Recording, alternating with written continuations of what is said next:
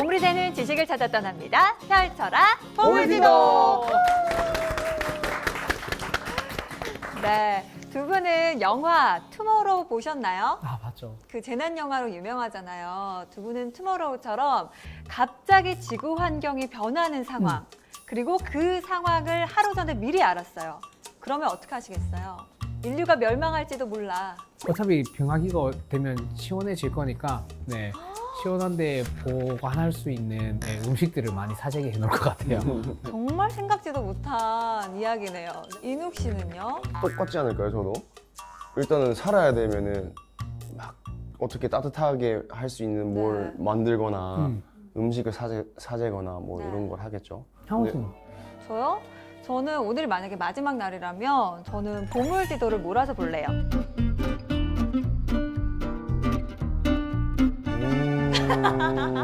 이야, 진짜. 이야. 아, 왜요? 정말. 알겠습니다. 그렇다면 이 지구의 삶을 연구하는 지질학자 분께서는 어떤 대답을 해주실지도 궁금합니다.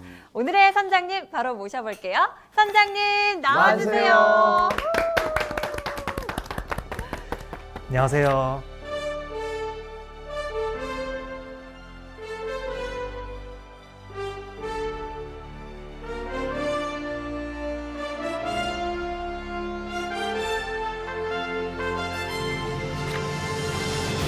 선장님 영화 투모로우 보셨나요? 봤죠? 여러 번 봤습니다. 그렇다면 선장님께서는 투모로우 같은 상황이 내일 당장 벌어진대요. 그럼 오늘 어떤 일을 하시겠습니까? 오늘이요. 깊게 생각해 본 적은 없는데요. 네. 빙하기가 온다 하면은 이민 준비를 하지 않을까. 바로 이동을. 이동을 해야죠. 근데 빙하기가 지구 전체에 다 오는 거 아닌가요? 다 오진 않습니다. 보통 빙하기 하면은 극지방만 이렇게 자라나는 거고요. 사실 지금도 저희가 빙하기에 살고 있어요. 지구의 극지방에 빙하가 있으면은 빙하기예요. 아, 네. 지금도 빙하기다. 근데 옛날만큼의 그런 매머드가 살 때만큼의 그렇게 좀 추운 빙하기는 아니죠. 좀 약간 좀 따뜻한 빙하기에 속합니다. 따뜻한 빙하기. 네.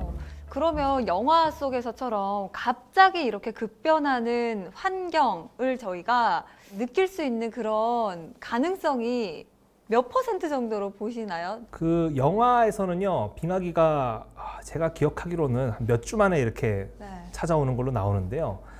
그건 좀 현실적으로 좀 불가능하고요. 네. 대신 아마 몇 년, 몇백 년 걸렸을 것 같은데, 근데 그것도 사실은 굉장히 짧은 그렇죠. 기간이기는 해요. 천 년이 원래. 네. 근데 사실 이러한 기후 변화라는 거는 지구에서도 그동안 정말 수없이 많이 있었던 일이기도 하고요. 그리고 빙하기뿐만 아니라 되게 다양한 형태로 지구에 나타났었어요. 그 지구의 굵직한 사건 사고들을 오늘 파헤쳐 주시는 거죠? 네. 아, 좋습니다. 오늘도 박진영 선장님과 함께하는 지식항해 박수로 시작해 보겠습니다.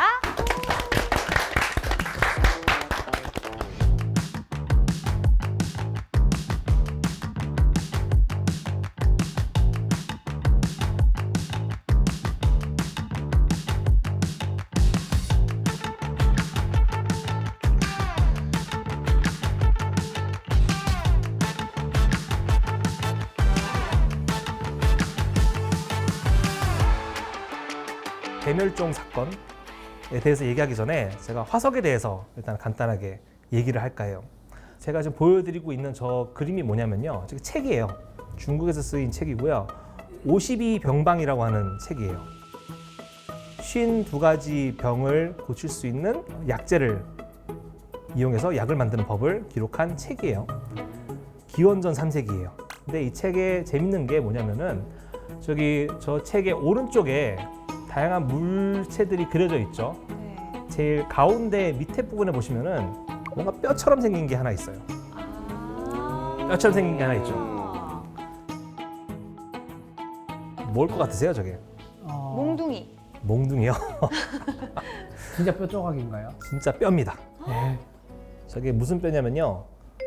거대한 공룡의 뼈예요. 공룡의 뼈요? 뼈를. 공룡의 위팔뼈예요. 기원전 3세기 때 중국 분들이 저걸 찾은 거예요. 근데 저 책에서는 저거를 공룡이라고 언급하지 않아요. 뭐라고 언급하나요? 용으로 언급합니다. 아. 용의 뼈라고 언급을 해요. 그럴 수 있겠다. 네. 그 당시에는 공룡이란 존재를 몰랐기 때문에 그런 거죠. 근데 저게 약을 만드는 방법을 쓴 책이에요.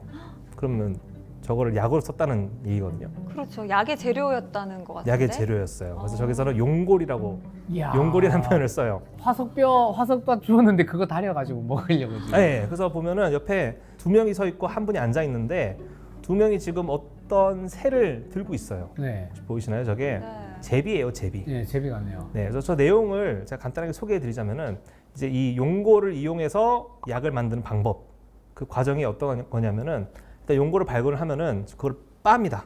아, 가루로. 가루로 빻아서 제비 뱃속에 넣어요.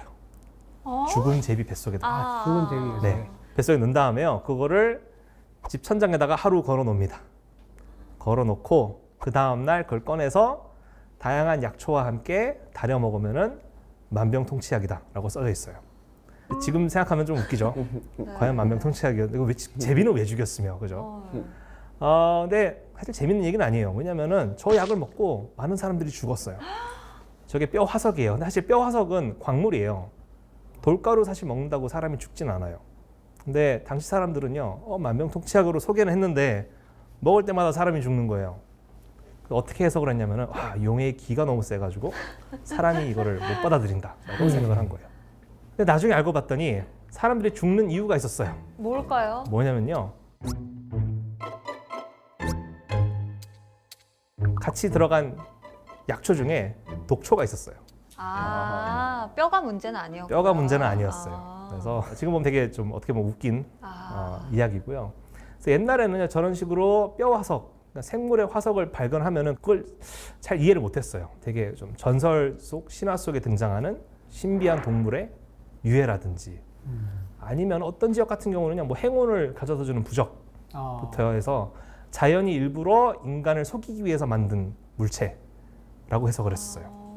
또 어떤 데에서는 이게 악마가 사람을 유혹하기 위해서 만든 거라고.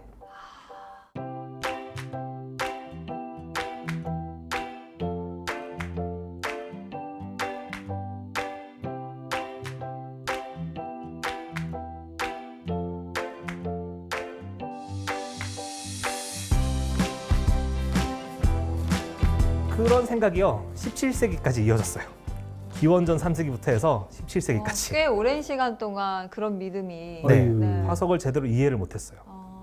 그러다가 17세기 중반에 닐 스텐센이라는 덴마크 출신의 과학자가 어느 날 상어를 해부를 하고 있었어요.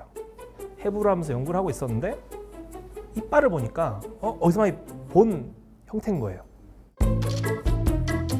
알고 봤더니 문헌을 찾아보니까 다른 지역 어디 산에서 발견된 물체랑 되게 비슷하다는 걸 알아냈어요. 산에서 발견된. 산에서 발견된 그게 뭐냐면은 바로 저거예요. 뭔 것 같아요, 저게? 그게 뭐지? 오른쪽. 상어 머리인가요? 저게 상어 이빨 화석이에요. 상어 이빨. 상어 이빨 화석인데, 이빨이 톱니가 있네. 예, 톱니가 발달되어 있는 게 특징이에요. 근데 어. 오늘날이야 사실 우리가 상어 하면 다 알죠. 네. 상어 이빨도 어떻게 생겼는지 조금이라도 관심 있으면은 아는데 네. 옛날엔 그걸 몰랐겠죠. 옛날 내륙에서 사는 사람들은 바다도 구경 못하고 돌아가시는 분들도 많았어요. 근데 산에선 저런 게 나와요. 돌을 깼더니 나오는 겁니다. 그럼 저거를 상어의 이빨이라고 감히 상상할 수가 없었어요. 바다도 아니고. 그래서 저걸 어떻게 해석을 했냐면은 용의 혀라고 생각을 했어요. 용의 혀. 만만한 게 용이네요. 네, 용 혓바닥처럼 생겼잖아요. 네. 그러니까는 저게 용의 혀가 남아 있는 거다라고 생각을 했었어요. 근데 이 닐 스텐센이라는 사람이 상어를 해부하다가 보니까는 옛날부터 사람들이 용의 혀라고 생각했던 거랑 이거랑 같다는 거를 알아냈어요. 그럼 이게 지금까지 우리가 용의 혀라고 생각을 했는데 용의 혀가 아니구나. 그냥 옛날에 살았던 상어의 이빨이 남아 있는 거구나 라는 걸 알아내요. 그래서 이때부터 화석으로 발견된 이러한 물체들이 그냥 초자연적인 현상에 의해서 만들어진 게 아니라 옛날에 살았던 생물의 유해라는 거를 알게 돼요. 17세기 중반부터요.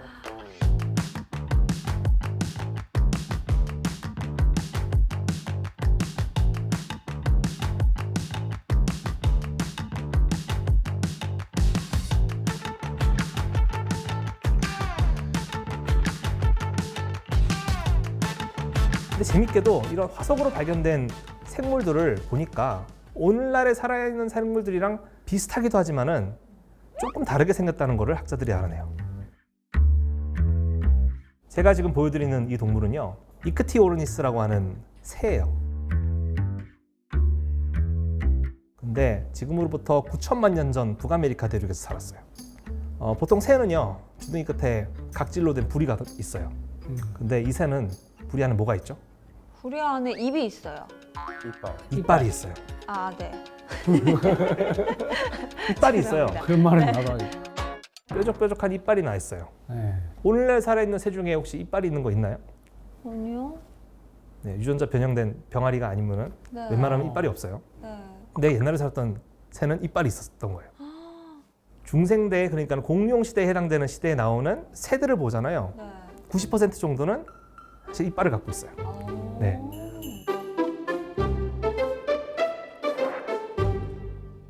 그래서 이 화석을 통해 가지고 옛날에는 새들이 이빨을 갖고 있었다가 나중에는 태어났다는 것을 이 화석을 통해서 알아낸 거예요.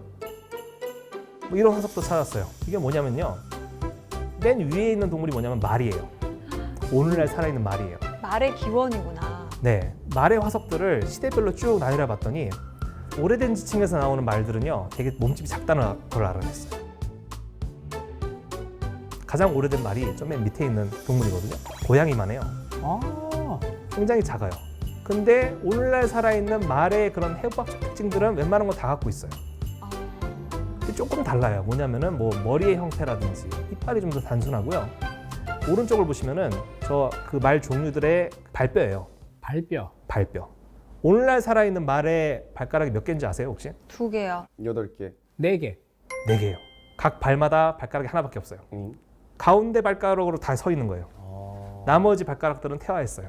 아, 그럼 가운데 발가락이 이렇게 딱 서 있는. 네, 이러고 서 있는 거예요. 이러고 서 있는 거예요. 주의 부탁드려요. 아, 네네. 네. 뒷발가락도 그러고 서 있는 거예요. 아, 나머지는 퇴화한 거예요. 네. 아, 근데 옛날에 살았던 말들을 보면은 발가락이 3개예요. 아. 더 뒤로 가면은 5개가 돼요. 어. 이걸 보면서 말이 진화하면서 몸집도 커지지만은 발가락 개수가 없어졌다는 걸 알 수가 있죠.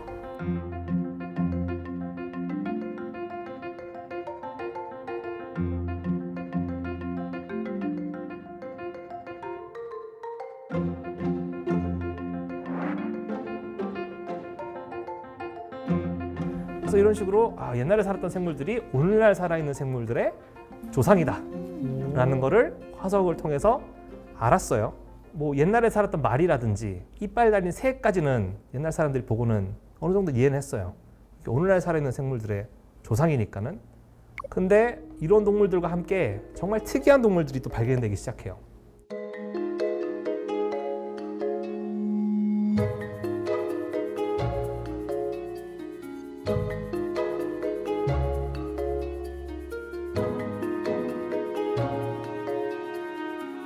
어, 18세기 때부터 해서 발견된 동물 중 하나가 바로 이 동물이거든요. 뭔 것 같으세요, 이게? 흑룡인가요? 동물이라기에 물에 사는 애인 뭔가 것 같아요. 지느러미 네. 네, 헤엄쳤을 것 같아요. 악어, 큰 악어. 큰 악어처럼 생겼죠. 처음에 발견됐을 때도 악어라고 생각을 했었어요. 근데 악어는 아니고요. 이 친구는요, 뺨 쪽에 뼈가 없어요. 지난 시간에 여기 뼈 없는 거에 대해서 살짝 이야기해 예. 주셨는데. 뼈가 없는 동물들이 어떤 애들이냐면은 도마뱀이에요. 도마뱀. 아, 저 도마뱀이었던 거예요. 이렇게 큰 도마뱀? 도마뱀이 있었어요? 몸 길이가 15m 되는 도마뱀이었어요. 그 도마뱀의 살아생전 모습은 이렇게 생겼습니다. 얘는 아, 이렇게 하니까 진짜 생선 같다. 상어 느낌인데요. 얘는요, 모사사우루스라고 하는 도마뱀이에요. 모사사우루스, 지난 시간에도 나왔던 모사사우루스. 맞습니다. 주라기 월드에 나오는. 네, 네덜란드에서 화석이 처음 발견됐어요. 그래서 이 동물이 몸 길이가 15m 혹은 그 이상 자랐을 가능성이 크고요. 티라노사우루스보다 더 큰 도마뱀이에요. 바다 도마뱀인데 학자들이 이런 거를 발견하고는 머리를 끄적이기 시작한 거예요. 그러니까 오늘날 살아있는 동물이랑은 다르죠. 다르죠. 이 동물의 후손이 살아있지는 않을 거 아니에요. 그죠? 와. 자, 모사사우루스만 특이한 게 아니고요. 모사사우루스가 발견됐던 시기에 또 비슷한 동물이 또 발견이 됐어요. 잉룡인가요? 네, 맞습니다. 익룡이에요. 이 동물을 살아생전의 모습은 이런 식으로 생겼어요. 다리가 왜 아주 이렇게 짧네요. 귀엽냐? 머리는 오리 같고. 이 동물은 제가 지난번에 말씀드린 것처럼 공룡에 가장 가까운 친척이에요. 네. 공룡이 발견되기 전에 이미 모사사우루스랑 익룡은 학계에 보고가 됐었어요. 이런 식으로 오늘날 살아있는 동물과 너무나 다르게 생긴 화석 생물들이 발견이 되기 시작한 거예요. 이때부터 18세기 후반부터. 그래서 어떤 사람들은요, 분명히 이 동물이 오늘날에도 살아있다고 생각을 했어요. 그래서 익룡도 지금이야 우리가 이게 하늘을 나는 동물이라고 해석을 하잖아요. 너무 기괴하게 생겨가지고 당시에 몇몇 과학자들은요, 얘네가 날아다니는 걸 본 적이 없으니까 이게 사실 날개가 아니라 지느러미고 심해에 사는 동물이라고 생각을 했어요. 우리가 아직 발견하지 못했을 뿐 아직도 살아있다라고 생각을 한 거예요. 모사사우루스도 마찬가지였어요.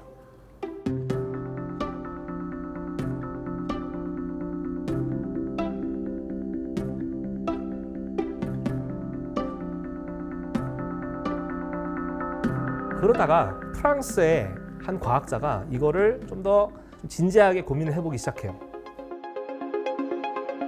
조르주 쿠비에라고 하는 프랑스의 굉장히 유명했던 해부학자이자 화석 연구를 처음 하신 분이에요. 고생물학의 아버지라고도 불려요.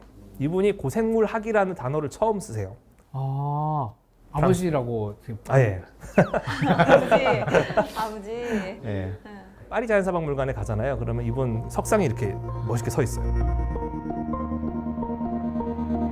주변에 다른 동물들 박제랑 골격들 다 있고 이러고 서 있어요. 진짜 멋있게. 근데 이분이 어떤 걸 연구를 했냐면요, 이 동물을 연구를 했어요. 메머드? 매머드입니다. 그냥 매머드는 아니고 이게 털 매머드라는 종이에요. 매머드. 매머드도 사실 종류가 되게 많아요. 우리가 흔히 매머드라고 하는 동물, 맘모스라고 잘못 표기하기도 하는데 아, 맘모스는 잘못된 표현. 잘못된 표현이에요. 아, 제가 맨날 코끼리 맘모스, 코끼리 맘모스 이렇게 놀렸는데 코끼리 매머드, 코끼리 매머드 이렇게 놀려야 되나요? 그게 맞죠. 아, 알겠습니다. 아나운서라는 사람이. 우리가 흔히 아는 매머드, 털이 길쭉한 애들은 이제 털 매머드라고 부르는데요. 이 동물을 처음에 연구를 했어요. 연구를 해봤더니 오늘날 살아있는 코끼리가 두 종이 있거든요. 아프리카 코끼리가 있고요, 아시아 코끼리가 있었어요. 근데 매머드를 연구해 보니까 얘는 당연히 오래된 지층에서 나왔으니까는 이 코끼리들의 조상일 거라고 처음에 다들 생각을 했는데 자세히 연구해 보니까 이 코끼리들의 조상이 아니라고 결론을 내린 거예요. 코끼리 조상이 아니에요? 코끼리 조상이 아니에요. 너무 사실은 닮았는데? 매머드는 코끼리 한 종류예요. 아, 이빨의 형태라든지 뼈의 골격 구조 이런 것들이 사실은 매머드는요, 오늘날의 아시아 코끼리랑 제일 비슷해요. 이거는 최근에 와서 DNA 분석을 해봤더니 아시아 코끼리랑 더 가깝다는 거를 알아냈어요. 아프리카 코끼리보다는 아시아 코끼리랑 더 가까운 관계인 거예요. 그럼 오늘날 존재하지 않는 코끼리인 거예요. 그래서 조르주 쿠비에는요, 이 동물이 멸종했다고 언급을 해요. 근데 학계에서 난리가 났어요. 생물이 멸종을 할 수 있다는 걸 그 어느 누구도 생각하지 않던 때였어요. 그 개념 자체를 처음 이야기를 한 거구나. 처음 얘기를 멸종될 했어요. 수 있다라는 네. 거에. 그래서 우리가 화석으로 발견되는 수많은 희한한 동물들은 사실은 다 이미 멸종한 애들이다라고 언급을 하신 거예요. 그때 당시에는 그냥 눈에 보이지 않으니까 뭐 심해에 살거나 그럴 것이다라고만 생각을 했는데. 생각을 했었죠. 그리고 이미 완벽한 세상인데 동물이 옛날부터 항상 존재할 것 같은데 언젠간 멸망할 수 있다라는 거를 처음 언급한 분이에요. 이 연구가 되게 당시에는 되게 획기적인 거여가지고요. 조르주 쿠비의 별명도 매머드가 돼요, 결국에는. 네. 코끼리 매머드. 매머드가 돼요. 되게 좋아해, 되게 좋아해. 정말 멸종이라는 말이 지금 우린 당연하게 생각하는데 처음 들었을 때는 엄청 공포스러웠을 것 같아. 이 받아들이기 힘들었을 것 같아요. 그죠. 네. 새로운 개념이니까. 새로운 완전히. 개념이었어요. 네. 그게 19세기 초반이에요.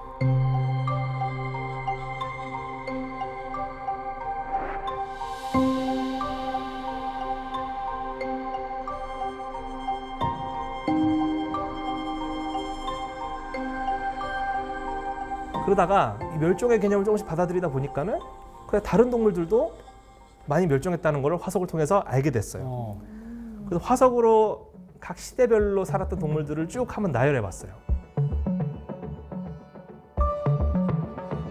이게 생물의 종수가 시대에 따라 항상 일정한 게 아니라 들쑥날쑥하다는 걸 그러네. 알았어요. 아. 그래서 보니까는 생물의 다양성이 크게 2번 하강하는 것을 알아내요. 확 줄었던 시기가 확 두 줄었던 번 시기가 크게 2번 있었다는 것을 학자들이 알아내요. 그래서 그걸 기준으로 시대를 3등분을 해요. 네, 3등분 지금 나눠져 있네요. 3등분해요. 그래서 맨 위에 있는 거를 물고기랑 해양 동물들이 많이 나와요. 그래서 물고기의 시대.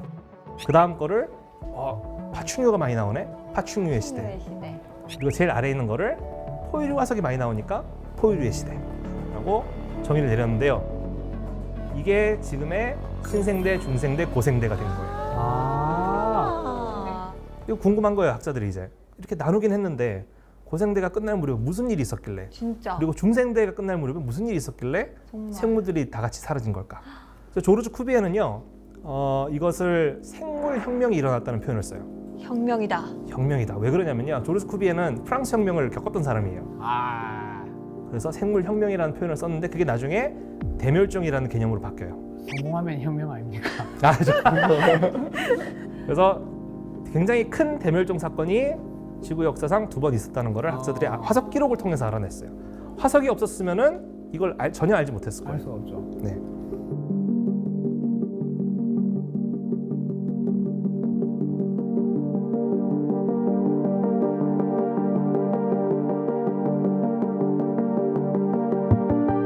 그래서 이 2가지의 대멸종 사건에 대해서 제가 알아볼게요. 완전 다른 이유 때문에 일어나는 거거든요. 2가지는 아예 다른. 다른 이유 때문에 일어나요. 그래서 일단은 먼저 고생대가 끝날 무렵에 있었던 대멸종 사건이 왜 일어났는지를 제가 알려드릴게요. 고생대도요, 사실 여러 개의 시대로 나뉘거든요. 맨 마지막 시대를 페름기라고 불러요. 페름기. 그래서 당시 페름기 때 지구의 모습이에요. 오늘날 우리가 알고 있는 지구의 모습과는 많이 다를 거예요. 대륙이 다르네요. 다 붙어 있죠. 다 그죠? 붙어 있네요. 다 붙어 있어요. 우리나라는 아직 만들어지지도 않았어요. 그 땅들이 다 모여 있는데 땅이 움직인다는 거 혹시 다들 아시나요? 네. 땅 움직여요. 땅이 조금씩 움직여요. 지동설 들어보셨어요? 네. 지구도 움직인답니다.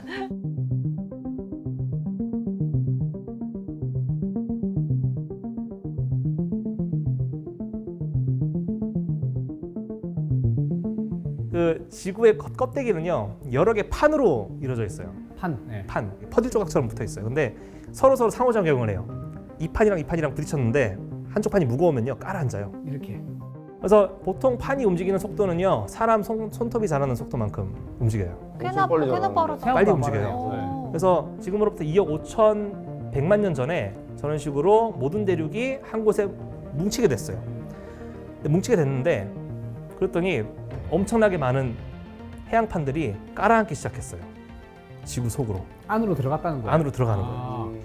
근데 밑으로 들어가면은 뭔가 어디론가 뭐가 나와야겠죠. 그쵸. 해양판이 들어가면서 땅 속에 있던 뜨거운 돌들이 마그마? 올라오게 된 거예요. 그 어디로 올라왔냐면은 러시아로 올라왔어요. 러시아의 시베리아 일대에 올라오게 됐어요. 화산 폭발이다. 맞아요. 화산 폭발이 굉장히 어마어마하게 큰 규모로 일어나게 돼요.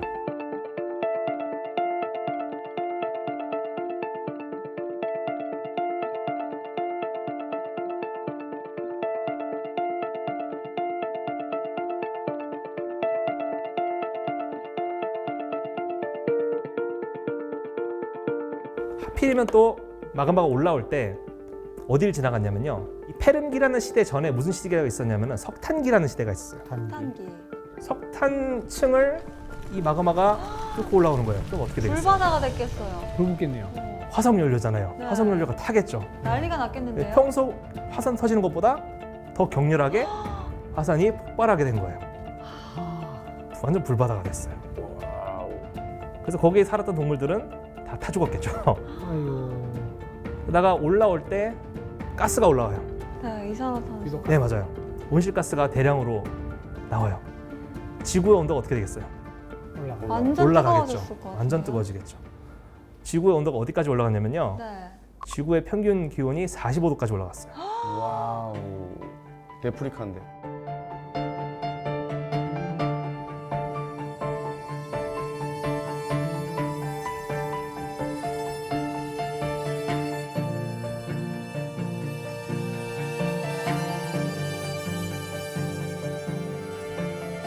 아니 근데 그렇게 몇 도까지 올라가는 건 어떻게 알아요? 이게 아주 추정치긴 한데요. 네. 이렇게 추정한 이유가 있어요. 뭐냐면요. 당시에도 식물이 있었거든요. 네. 평소에는요, 식물의 씨앗이 동글동글해요. 네. 포자가 동글동글한데 어마어마하게 심한 열에 노출이 되면은 변형이 돼요. 기형으로 자라요. 근데 그거를 오늘날 학자들이 실험으로 증명을 했어요. 와. 그만큼 기온이 올라간 거예요. 식물도 이렇게 고통스러워하는데 동물들은 어떻겠어요? 살아남기 힘들죠. 어우. 동물들은 숨쉬기가 어려웠어요. 왜냐면요, 화석 연료를 태워요. 네. 뭔가를 태우면은 산소가 없어져요. 유독가스가 엄청 나오고. 네, 산소량이 줄어들어요. 네. 오늘날 지구의 그 대기 중에 산소량이 어느 정도냐면은 그 한 21% 정도 돼요. 근데 그때 당시에는 15%까지 떨어졌어요. 숨쉬기가 굉장히 어려운 환경이 돼버린 거예요. 희박하네요, 산소가. 네.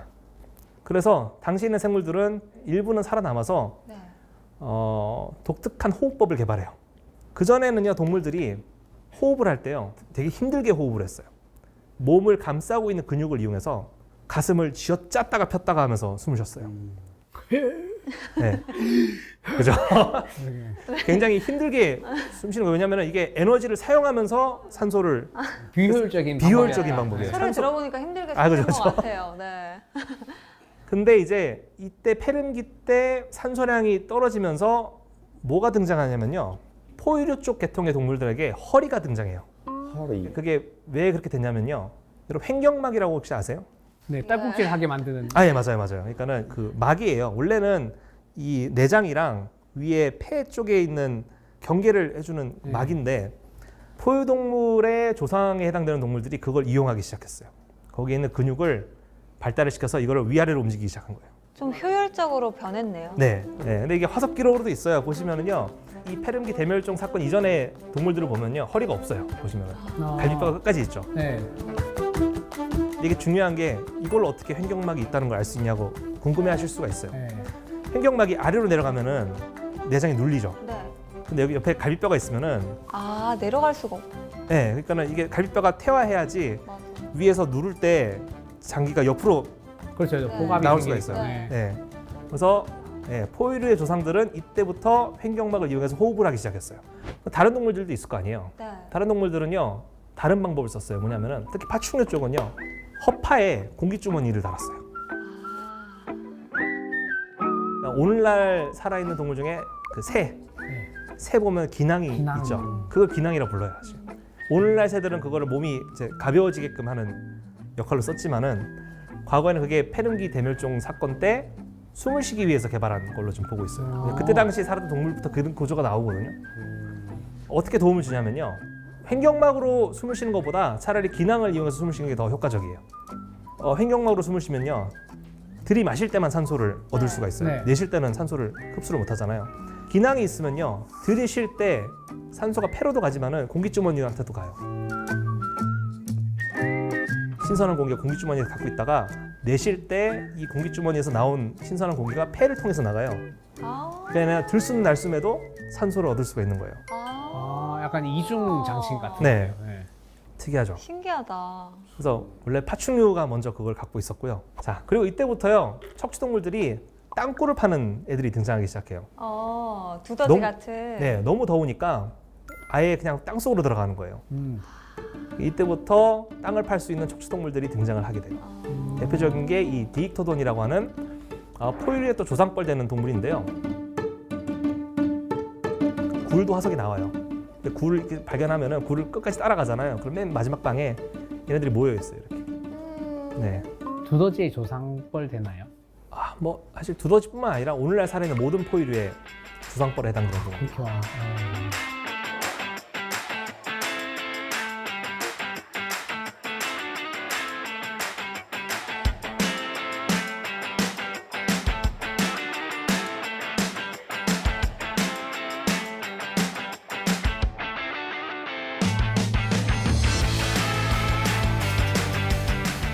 육지에선 이런 일들이 있었는데 네. 바닷속에서는요, 더 큰 일들이 있었어요. 뭐냐면은 온실가스가 많아졌다 했죠. 네. 이산화탄소가 많아졌어요. 이산화탄소가 물에 녹아요. 바닷물 속에 들어가면은 네. 그 산성화돼요. 아. 산성화되면은 바닷속에 사는 생물들이 껍질을 많이 갖고 있어요. 그죠? 네. 조개라든지 탄산칼슘의 껍데기를 갖고 있어요. 몸을 지켜야 되기 때문에. 근데 바다가 산정이 되면 어때요? 녹아요. 녹죠. 어떡해. 껍데기를 못 만들게 된 거예요. 어떡해. 그래서 바다 생물들이 왕창 죽었어요. 그때 죽은 친구들이 어떤 친구들이에요? 어떤 친구들이냐면요. 네. 제가 보여드릴게요. 삼엽충이 이때 절멸했어요. 100% 멸종했네요. 100% 멸종했어요. 어려운 말로는 광익류라고 하지만은 쉬운 말로 하면 바다정갈이라고 하는 애들인데요. 바다 전갈 네, 다 죽었네요. 네, 진짜 다 죽었어요. 그리고 뭐 완종류라고 해가지고 얘네들은 또 조개처럼 생겼지만 조개는 아닌 동물들인데 많이 죽었고요. 암모나이트도 이때 살고는 있었는데 암모나이트가 사실은 공룡시대인 중생대를 대표하는 동물이에요. 고생대 말에 거의 다 멸종할 뻔했어요. 97%가 사라져요. 그럼 중생대에서 나오는 암모나이트류는 그 살아남은 3%인 거예요? 3%가 이제 진화를 한 거죠. 다시 번성을. 다시 번성을 하게 돼요. 복종류는 고동, 소라. 고동. 와우, 큰일 날 뻔했네. 저 큰일 날 2%. 뻔했죠. 와, 씨, 못 먹을 뻔했네.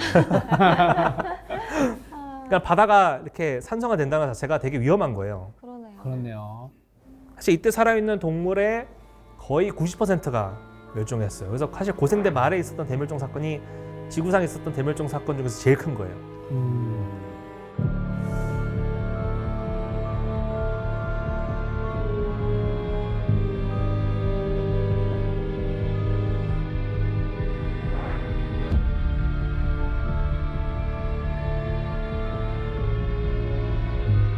그 다음으로 큰 대멸종이 뭐냐면은 중생대 말에 있었던 백악기 말 대멸종 사건이에요.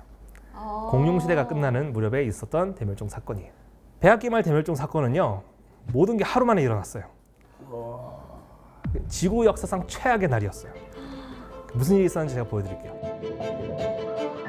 당시 지구 모습은 저렇습니다. 대륙이 많이 깨졌죠. 네. 옛날에 비해서. 좀 쪼개져 있네요. 네, 많이 쪼개져 있어요. 그래서 당시에 이제 기후도 되게 다양화됐어요. 새로운 바닷길이 생기면서 기후가 다양화되고, 사실 백악기 때 가장 많은 공룡들이 나오거든요.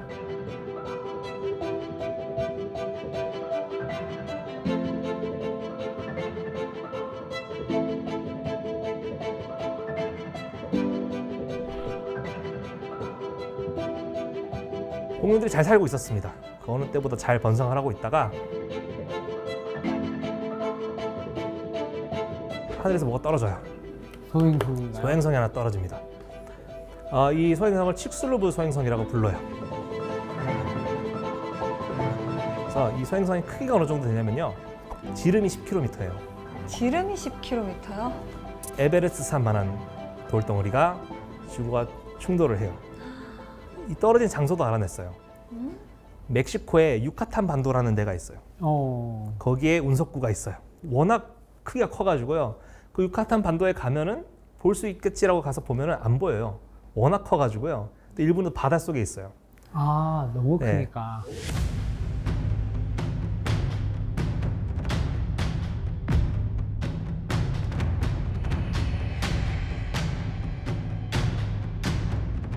엄청난 충격이었겠네요. 엄청난 충격이었죠. 이게 지구와 충돌했을 때 나온 에너지가 히로시마 원자폭탄 그 10억 개 터졌을 때 에너지가 발생했을 걸로 지금 보고 10억 개. 있어요. 와. 10억 개면 그냥 다 지구가 없어졌어야 되는 거 아니야? 그 그러니까 정도네요. 없어졌죠, 공룡이. 그때 지구는 생각보다 큽니다. 그래서 커가지고요. 하필이면요, 이 운석이 충돌할 때 그냥 수직으로 지구와 부딪힌 게 아니에요. 관련된 다큐라든지 만화 보면은 운석이 그냥 수직으로 떨어지는 걸로 나오는데, 사선이군요. 예, 기울어진 채로 부딪혔어요. 그게 더 안 좋은 거 아니에요? 그게 훨씬 더 안 다 좋아요. 긁으면서 막 떨어졌겠네. 맞아요. 파급력이 더. 네. 슬라이딩 하면서. 여러분들이 모래사장에 갔을 때 발을 이렇게 찍는 거랑 이렇게 찍는 거랑 다르잖아요. 네. 이렇게 찍으면 어떻게 돼요? 모래가 터지잖아요. 네. 네. 그러니까 에베레스트 산 30개 분량의 암석이 하늘로 날아가요. 정말 민폐다, 민폐. 네. 소행성. 그날 있어도 공룡들은 완전 네. 어이가 없죠, 그죠? 쑥 떠먹다가 갑자기. 진짜. 이게 뭐야? 그래서 일부 돌은요, 달에도 떨어졌고요. 화성까지도 갔어요. 요란하- 화성시 말고요. 화성 저기 하편이 화성까지 야, 갔고요. 요란하게도 떨어졌네요. 근데 또 일부는 다시 지구로 돌아왔는데, 지구가 중력이 있죠. 네. 끌어당기는 힘이 있으니까는 지구로 다시 떨어져요. 떨어질 때 그냥 떨어지지 않죠. 지구 겉에는 대기가 있죠. 네. 불덩어리가 돼서. 돌덩어리 돼서 떨어지는데 또 지구가 또 가만히 있지 않아요. 자전을 하죠. 지구 곳곳으로 떨어져요. 와. 돌들이 불타면서 어떻게 됐겠어요? 어... 운석이 충돌하고 1시간도 채 되지 않아서 지구에 있는 모든 숲이 다 탔어요. 1시간도 되지 네. 않아서. 진짜 그래서- 급속도로군요. 그 지구 최악의 날이에요.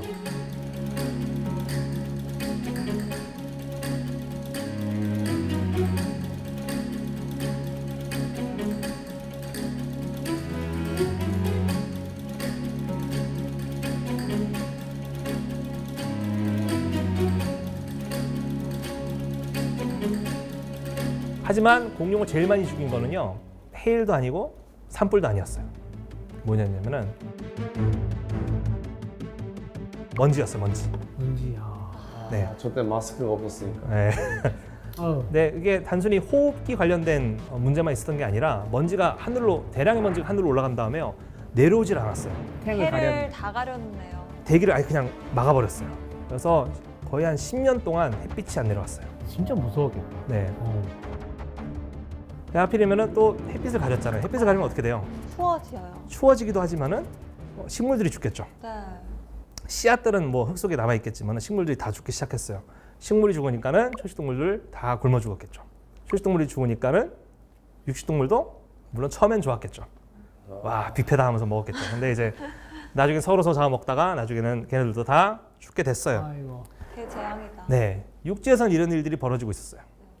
생각해 볼 게 뭐냐면요, 공룡 시대, 그러니까 중생대를 대표하는 동물이 꼭 공룡만 있는 건 아니에요. 이런 동물도 있어요. 암모나이트라는 동물 혹시 들어본 적 네, 있나요? 아까 암모나이트. 네, 암모나이트. 네. 그러면 그 폐륜기 때 살아있던 3% 애들이 이때도 다 죽은 건가요? 이때 절멸해요. 아~ 이때 절멸해요. 3% 어떻게 살아남았는데? 어떻게 아. 내가 그 고통을 어떻게 벗어야 되는데? 그러니까 폐렴기 대멸종대 3% 겨우 살아남았는데 그 3%가 이제 여기서 다 전멸을 다 하는 절멸해요. 거네요. 네. 그래서 암모나이트가 사실 중생대 때 제일 번성을 했던 해양 동물이에요. 근데 햇빛이 가려진 거랑 바닷속에 사는 암모나이트가 죽은 거랑 관련이 없을 것 같잖아요. 근데 관련이 있어요. 바다에도 빛이 안 들어오면 아, 큰일 납니다. 맞아요. 바다에는요, 해양성 플랑크톤들이 있어요. 식물성 플랑크톤들이 있어요. 그 식물성 플랑크톤들이 하는 일이 되게 중요해요. 뭐냐면은 여러분들이 그 지구의 허파가 아마존이라는 얘기를 들어보셨을 거예요. 네. 근데 그거 다 뻥이에요. 우리가 숨 쉴 때 쓰는 대부분의 산소는 바다에서 와요. 식물성 플랑크톤들이 햇빛을 보고 만든 산소를 저희가 쓰는 거예요. 그래서 가려지면서 어때요? 식물성 플랑크톤들이 죽죠. 네. 식물성 플랑크톤들을 주로 먹었던 게 누구였을 것 같아요? 암모나이트. 암모나이트였어요. 아, 암모나이트가 죽게 되면서 암모나이트를 즐겨 먹었던 애들이 있어요. 모사사우루스 같은 애들이에요. 해양 파충류들. 다 굶어 죽겠네요. 다 굶어 죽었어요. 그래서 이때 완전 난리가 납니다. 그래서 암모나이트 100%다 멸종을 했고요. 익룡이랑 그다음에 대형 해양 파충류들 다 멸종했고요. 이때도 다 죽었네. 네, 포유류. 많이 죽었네. 포유류 이때 자칫 잘못했으면은 다 없어질 없어질 뻔했어요. 그리고 공룡은 95%가 이때 멸종을 했어요. 그래서 지난번 제가 말씀드린 것처럼 5%는 살아남았죠. 그게 조류예요.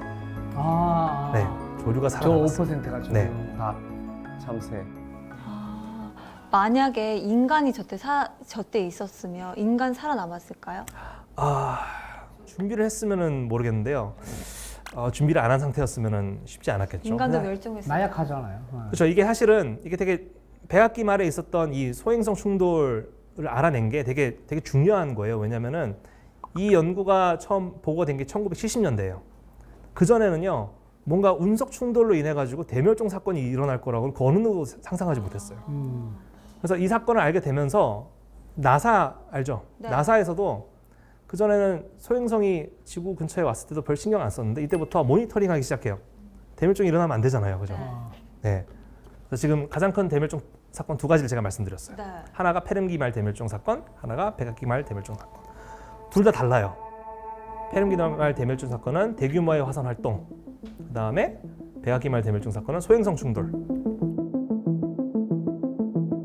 그 당시의 기록들을 보면요, 화석 기록을 놓고 보면은 페름기 대멸종 사건이 더 커요. 더 치명적인 대멸종 사건이었어요. 해양 생물의 90% 이상이 멸종을 했고요. 육상 생물의 70%가 멸종을 했어요. 백악기 말 대멸종 사건은 지구 역사상 최악의 날이긴 했지만은 네. 75%가 멸종했어요.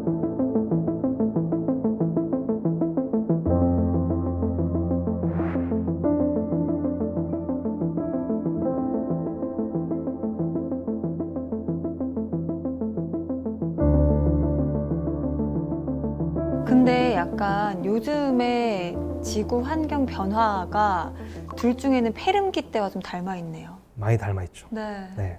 우리가 만약 멸종한다면은 이 둘 중에 하나 때문에 멸종할 가능성이 크겠죠.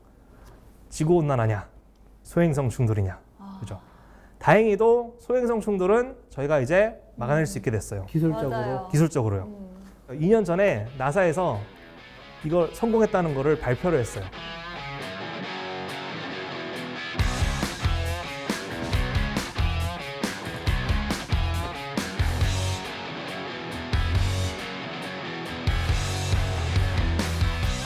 다른 한 가지가 남았죠. 그렇죠. 어마무시한 게 남았어요. 판의 이동은 못 막잖아요. 판의 이동으로 인해 가지고 멸종하면 다행인데 지금 일어나고 있는 지구 온난화는 판의 이동과는 별 관계가 없어요. 당시에는 마그마가 올라와서 화석 연료를 태웠잖아요. 지금은 누가 태워요? 우리가 인간이요. 우리가 태우고 있어요. 네. 그래서 지금 난리가 났어요. 산업혁명 이후로 지금 지구의 평균 기온이 거의 한 1도가 올랐어요. 지금 1도가 올랐고요. 1950년대 이후로 극지방의 비양화 두께가 거의 한 뭐 50% 줄어든 상황이에요. 많이 변했어요. 이야. 환경이 변하니까 어때요? 생물들도 엄청나게 큰 영향을 미치겠죠. 특히 이제 가장 타격을 많이 입은 게 극지방 생물들이에요. 한 가지 사례를 제가 보여드릴게요. 저기 있는 저 동물이 무슨 동물인지 혹시 아시나요? 이렇게 바다 사자인가요? 바다 코끼리? 맞아요, 바다 코끼리예요. 바다 코끼리. 쟤네들은요, 그 원래는 바다 위에 떠 있는 얼음 있죠, 해빙 위에서 새끼를 키워야 돼요. 어미들이 해빙 위에서 새끼를 키울 동안에 수컷들은 해변에서 쉬고 있어요. 근데 해빙이 없어진 거예요. 그럼 어떻게 해요? 새끼를 낳기 위해서 해변으로 다 몰리겠죠. 너무 많은 바다 코끼리들이 해변에 몰린 거예요. 그러니까는 어떻게 돼요? 자리가 좁아요. 자리가 좁으니까는 사고가 일어날 수밖에 없죠. 그래서 한 번은요, 2,000마리나 되는 바다 코끼리가 다른 개체들에 의해 가지고 짓밟혀 가지고 죽은 사례가 있어요. 이거 외에도 되게 많고요. 생물 종류가 지금 많이 줄어든 상황이에요. 1970년대에 야생동물 수가요, 지금이랑 비교하면요 70%가 줄어들었대요.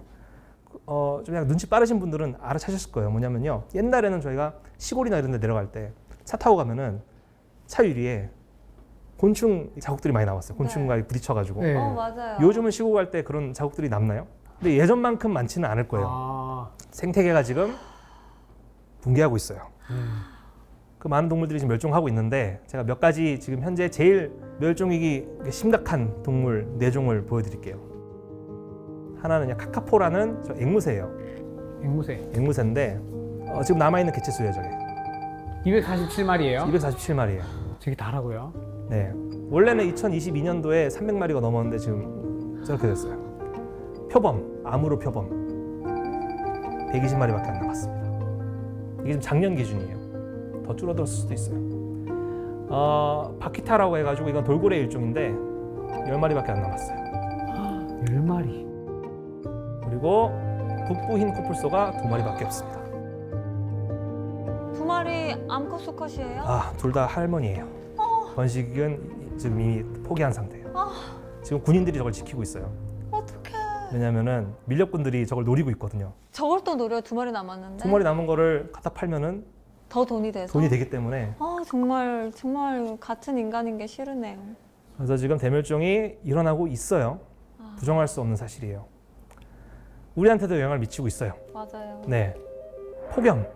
네. 지구가 더워지니까는, 그죠? 인도 같은 경우는요, 기온이 45도까지 올라가가지고 거의 100명이 사망한 일도 있었고요. 멕시코도 마찬가지예요.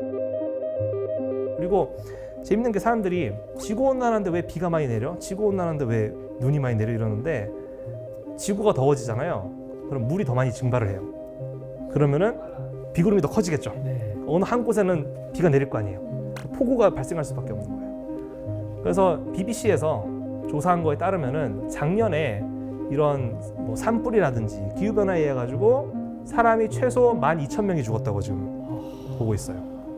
사는 곳만 잃는 거 아니고요. 식량도 줄고 있어요. 쌀 줄고 있고요. 밀 재배할 수 있는 공간이 부족하고요. 꿀벌 줄고 있어요. 꿀벌 죽는 소리는 정말 네. 많이 들었습니다. 네. 많이 줄고 있어요. 그래서 지금 대멸종 사건은 일어나고 있어요. 이건 사실이에요.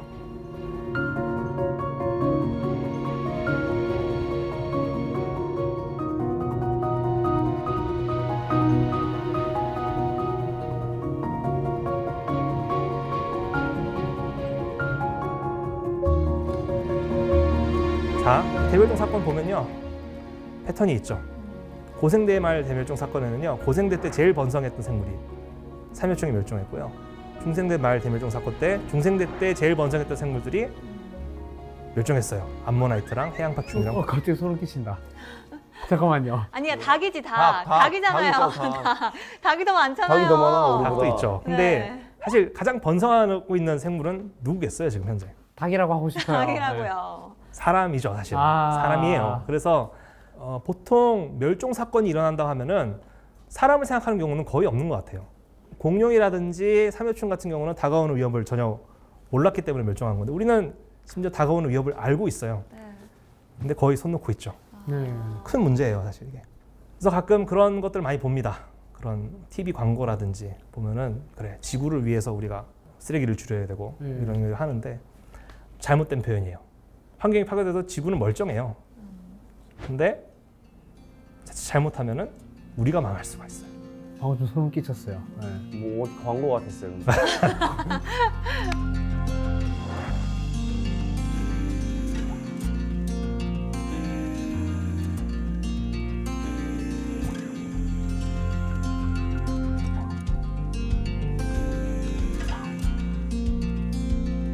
페른기 대멸종 시기와 굉장히 유사한 형태로 가고 있네요. 네.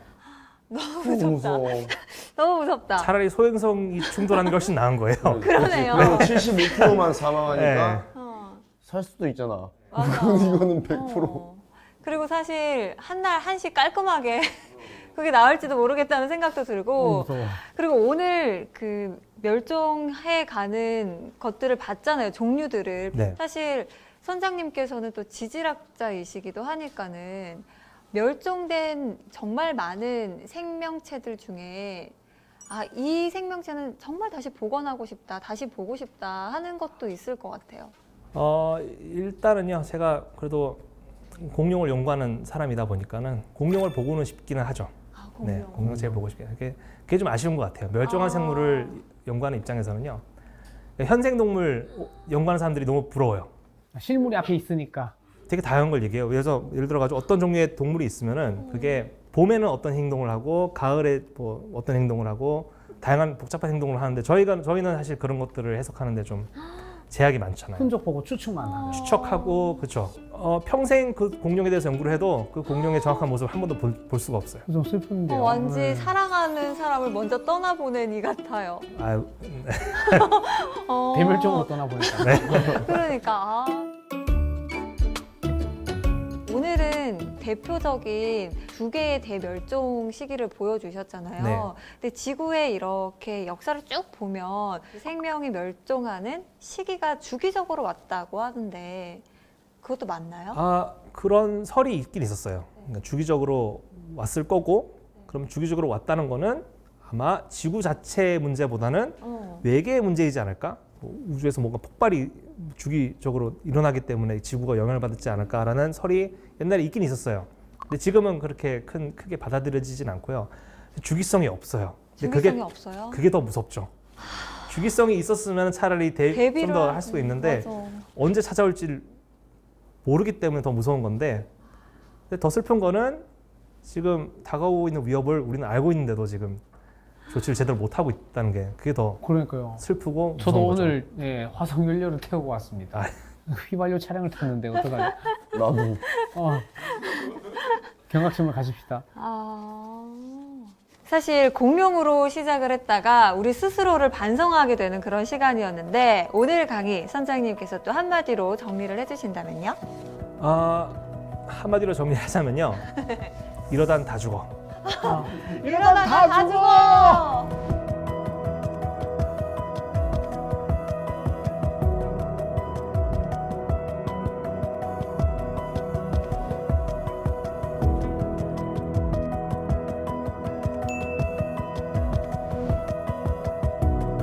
딱 걸맞는 한마디 아니었나 생각이 듭니다.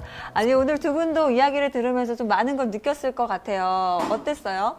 저는 사실 지난 시간, 공룡 시간 때부터 느꼈던 거지만 진짜 같이 살려면 다 죽지 않으려면 좀 더 이걸 신경 써야 되고 사실 이 개개인이 그냥 한두 가지 노력한다고 되는 게 아니고 정말 좀 정책적으로 아니면 더 큰 단위에서 같이 좀 협력이 필요하지 않나 네, 한 번 더 생각이 듭니다. 다 같이 머리 싸매 봅시다. 파이팅.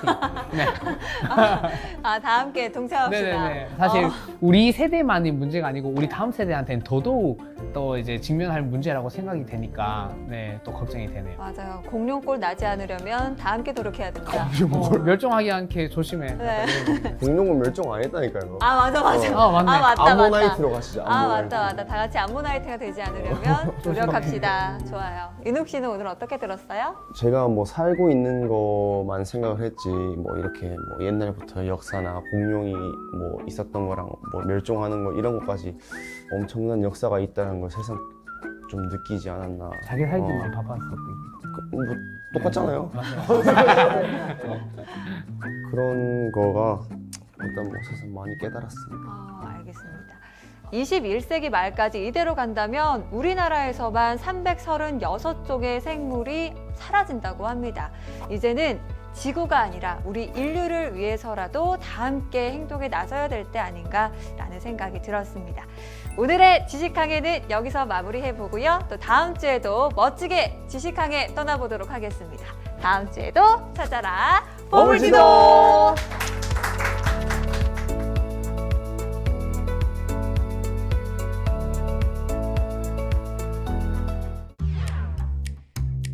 참 많은 분들이 질문을 하세요. 굵고 짧게 사는 게 좋은지 가늘고 길게 사는 게 좋은지 100년 정도는 살아야 된다라고 계산을 해놓고 우리가 또 준비를 해야 됩니다. 너무 길다.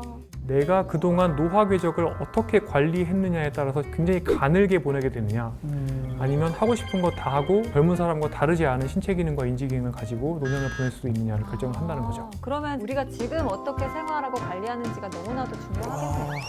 너무 부정적으로 생각하실 필요는 없는 게 중년 이후부터 시작하시더라도 상당히 많은 부분을 다시 회복할 수가 있습니다. 저희 아직 기회 있어요. 그럼요. 다행이다. 노화 속도와 어떤 게 그런 관련이 있느냐 굉장히 궁금하실 궁금해 겁니다. 죽겠어요. 네.